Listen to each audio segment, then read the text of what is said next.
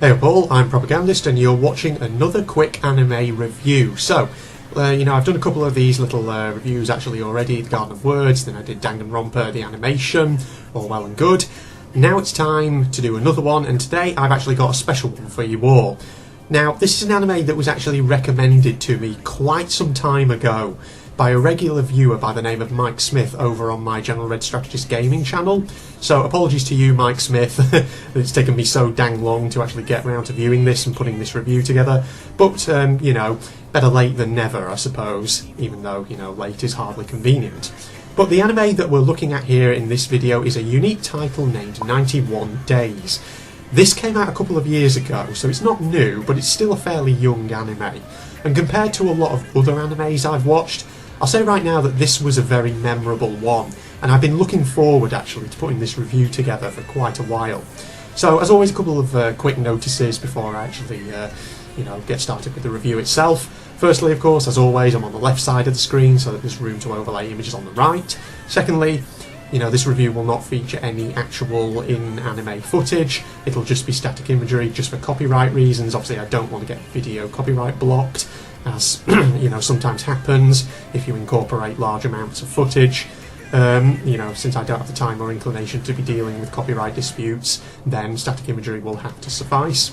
Thirdly, a few details in this review will be considered kind of spoilerish, so if you're planning to watch 91 Days for yourself and you don't want anything ruined for you, then I would recommend that you navigate away from this video round about now. Fourthly, I will be glancing sort of frequently away from the camera towards my screen, just because I have a Word document open with all my notes for this review, and because I don't want to forget to mention anything, so I always have my notes kind of open in the background just so I can kind of quickly consult them, just so I don't forget anything. And of course, fifthly and finally, I mentioned this of course in my Danganronpa the animation review, but I've tried to fix the slight lighting issue that's plagued a few of my past videos. Basically I've just drawn one of my curtains across slightly just to try and dim the light a little bit and try and get it to that optimum level where it's not so dark that the footage from my webcam ends up being a bit laggy or whatever, but not so bright that it kind of dazzles you, the viewer, somewhat, as was the case in some of my Girls of Panzer content. But with those little notices out of the way, let's get straight into the review itself. So, I didn't actually buy 91 Days on DVD, which, is a bit of a contrast to other animes that I've actually been reviewing here on the channel. Instead, I actually watched 91 Days on Funimation, the whole series, 12 episodes in all. It's available to watch on there, you can stream it, and so the first time actually also, because of course Funimation has a synopsis of the animes that it has available for streaming. The first time I actually read the synopsis of 91 Days, my interest was immediately hooked. Basically, 91 Days is an anime with a historical setting. It's the twilight years of Prohibition in the United States, so probably around about the year 1930 or maybe 31. And it's all about gangsters and mafia conflicts. And that's what grabbed me straight away when I read that synopsis. Thing is, I am a bit of a history buff, I'll be honest. And the thing is, in fact, when I was actually a high school student, one of the topics which we actually covered in history classes there was actually the United States between the two world wars, a period which includes Prohibition and of course the period of sort of organised crime, the Roaring Twenties, things like that. So the moment I saw that this anime had a historical setting that I was familiar with, I was naturally intrigued by it. Now, first things first, 91 Days is not for the faint-hearted. It has a deep and sometimes quite complex plot. It centres around the main theme of revenge, but it also incorporates other themes such as friendship, tragedy, the bonds of family, rivalry, desire for power, and the internal politics of groups that are feuding with each other. So if you're looking for something that's fairly straightforward, very casual, fairly light, then be warned that 91 Days doesn't seek to be any of those. If, however, you're looking for drama, you're looking for tension, you're looking for intrigue, you're looking for characters who scheme and plot and do dastardly things, then 91 Days definitely might be more to your taste. So, to kind of sum up what the storyline's about, the storyline essentially centres around a young man by the name of Angelo, or Avilio Bruno, an alias that he goes under during the series. When he was a child, Angelo/Avelio witnessed the brutal murder of his father, his mother and his brother at the hands of the Venetti crime family. So we witnessed this atrocity early on in the first episode of the anime. Things then flash forward, I think, about 7 or 8 years, however long it is. Angelo has received a letter from an unknown person, and this letter begins his quest for revenge against those who murdered his family.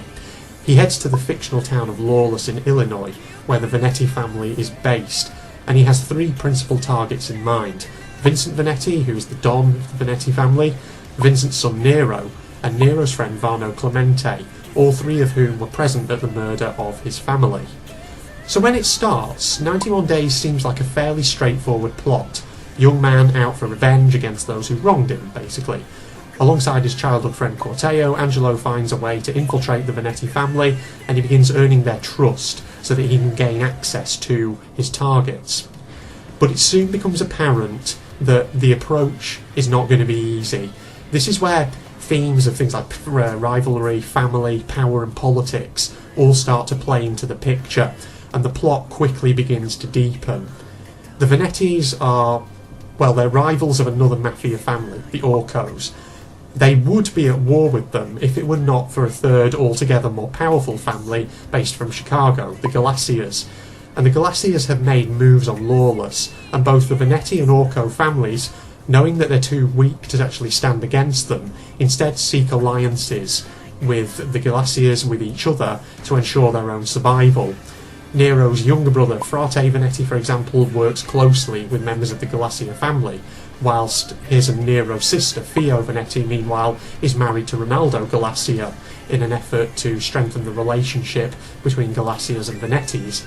As such, in accordance with the Galacias' demands, the Venettis and the Orcos live under this kind of uneasy truce with each other, but of course there are elements within both families who are not happy with this arrangement and who are seeking actively to undermine it where possible. And to make matters even more complex, Angelo eventually discovers that it wasn't just Vincent, Nero and Varno who were present at the murder of his family. There was actually an unidentified 4th man too. So, frustrated by this revelation, he's forced to hold off on any attempt to kill Nero or Vincent until he has worked out who the 4th target is. And so what follows as a result of this is this twisting tale of betrayal, of murder, scheming, agony. And Angelo is basically forced to manoeuvre through the minefield of relationships and rivalries between not just these mafia families, but between members within these families. So he has to play off characters against each other in order to smoothen his route to the ultimate goal of vengeance. But of course, his quest for revenge ultimately has tragic consequences, not just for himself, of course, but also particularly for his friends. And 91 Days certainly has its emotional, very hard-hitting moments. One thing I'll definitely say about this anime is that I found it very, very gripping. I was always hooked and eager to see more. You know, right from the first episode, I knew I was going to really enjoy this as I watched it, and I knew that I just had to see more. There are plenty of twists and turns as new obstacles are thrown up in Angelo's path, and he has to work out ways to navigate around them, all whilst keeping his cover. And whilst revenge may be the main theme of the anime, it's the other stuff that really actually, in my opinion, adds the extra depth to it. It's the constant scheming by various other characters such as Uncle Gonzo, Fongo and Strager, for example, and the shifting alliances that they form, which help to create a strong sense of the internal politics of these mafia families, as these, different men basically strive to grab power for themselves. I loved every second of it. It kept me on the edge of my seat, as I never knew what might happen next. So as you can imagine, when Angelo's plan finally comes to fruition, it's a bittersweet ending.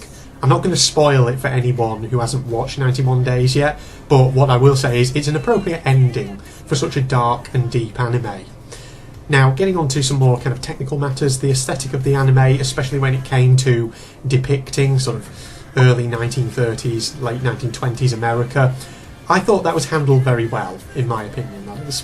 It's a world that is sometimes flashy, full of the glitz and the glamour of interwar USA, but it's also a world that can be bleak and grey when the mood turns sombre, or even dark and frightful when bad things are afoot. The characters are also where I think the anime really shines, where the anime just handles them so well, in my opinion. Angelo and Nero, as the two main characters, are developed sufficiently. At various points in the anime we get to look into Nero's thoughts and his true feelings, and we get to see how Angelo has to react to these, and how it eventually impacts upon his plans. We get to see the pain that Angelo, Nero and Corteo are all put through. Even supporting characters like Vincent, Frate and Fio, even they receive opportunities for us to have a kind of true window into their minds and their mindsets. Altogether, I'd say that 91 Days is definitely a very memorable and interesting anime from the last couple of years. I don't really have anything negative to actually say about it. Overall, I really enjoyed watching it, and I would wholeheartedly recommend it to anyone who's looking for something gritty and gripping. A couple of other points I will raise here though, whilst I have the time. Firstly, what sort of audience this anime is aimed at. I've done this with the first couple of animes I reviewed here on Propagandist, and I'll do it here as well. 91 Days is clearly aimed at an older, much more mature audience. It's violent, it's dark, there's plenty of strong language going on in it, so if you are, say, a parent or a carer who's looking for something for a child, I wouldn't advise this one, but if you're, looking, like I say, for something gritty, if you can handle the adult content in this, then this one probably won't let you down. Secondly, language options. As I said earlier, I didn't watch this on DVD, I don't have a DVD copy of this anime, I watched it by streaming it online via Funimation. So I've no doubt that there will of course be an original Japanese version of this anime out there somewhere, but on Funimation the only actual language option I had was English, so I had to watch it of course in my native language.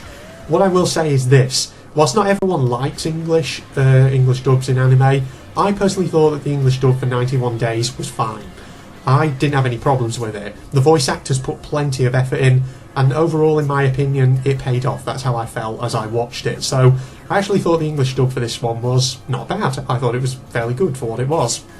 So that's everything I wanted to actually cover for this latest quick anime review on 91 Days. To summarise, in short, this anime is dark, it's gritty, and above all, it captures your attention.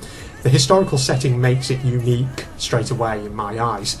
What starts as a simple plot concerning revenge quickly becomes something much deeper, with feuds, rivalries, politics mixed in there, all mixing together into one very suspenseful cocktail.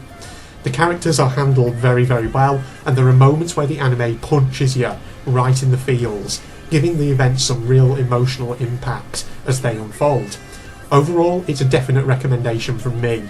Of the various animes I've watched, which admittedly is not a tremendously high number, 91 Days is definitely now up there among my favourites. So, it's time to wrap up now with that little summary out of the way. So thank you everyone for watching. I hope you enjoyed this third quick anime review, and I hope you found it informative. If you're new to Propagandist, you might not be aware that this is actually my second channel here on YouTube. My main channel, which I update far more frequently than this one, is General Red Strategist, where I do gaming content. So if you're interested in that, you can check it out. Link in the video description. There's also a couple of social media pages associated with that channel. Again, links to those in the video description if you want to check them out. But other than that, thank you once again, and I hope you all join me for the next video, whatever that may be, and whenever that may be. But with all that aside, goodbye all, and I'll see you then.